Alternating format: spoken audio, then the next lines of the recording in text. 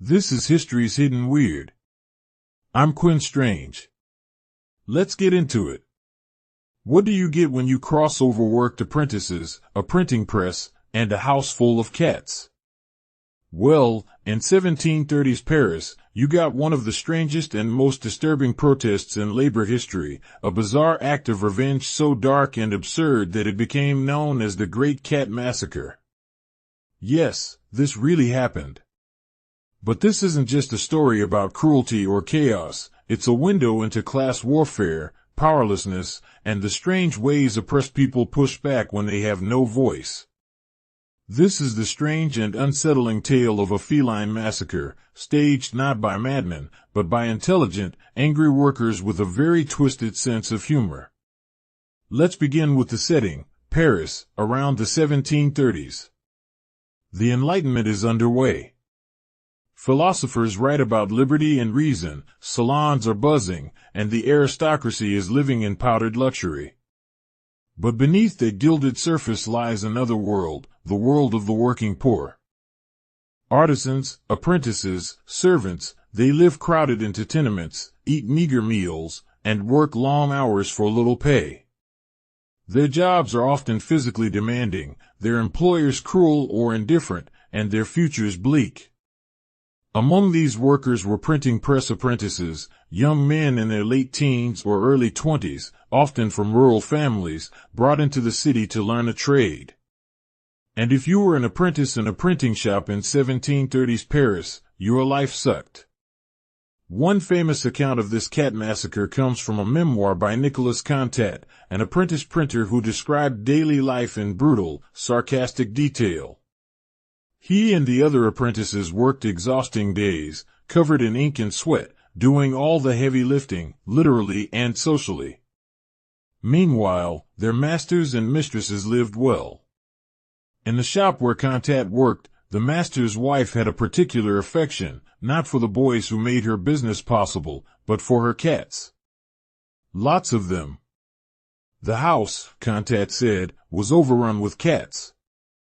They slept on fine cushions, ate better scraps than the workers, and were given all the affection the humans were denied. At night, they howled, mated, and yowled on the rooftops, keeping the apprentices awake in their attic quarters. It wasn't just annoying. It was a perfect metaphor.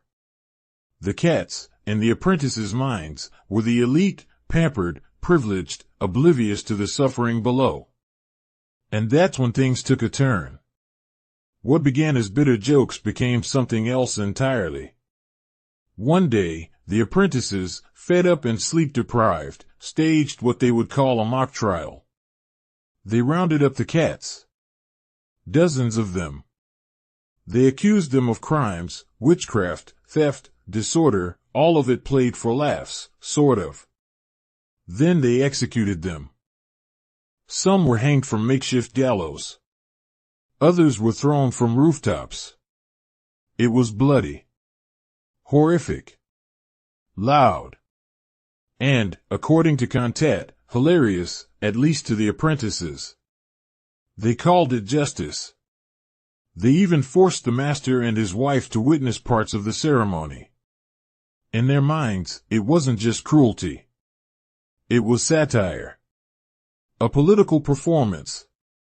The only form of protest they had. Now, if you're listening to this and thinking what the actual hell, you're not alone. Modern readers often recoil at this story, and for good reason. By today's standards, this isn't just weird. It's appalling. But historians, particularly Robert Darnton, who famously analyzed this event in his book The Great Cat Massacre, encourage us to look deeper. Darnton argues that this wasn't senseless cruelty, it was symbolic rebellion. The apprentices couldn't hurt their masters. They couldn't quit their jobs. They couldn't vote or strike or unionize. But they could slaughter the animals that represented their oppressors, the creatures who were, in a warped but clear way, better cared for than they were. And in doing so, they were mocking the entire social structure, its rules, its rituals, even its court system. The cat trial wasn't just theater, it was parody, meant to humiliate their bosses, to flip the hierarchy. It was grotesque. But it was also, for them, strangely empowering. The Great Cat Massacre challenges how we think about the past. It reminds us that humor, especially dark humor, is culturally specific.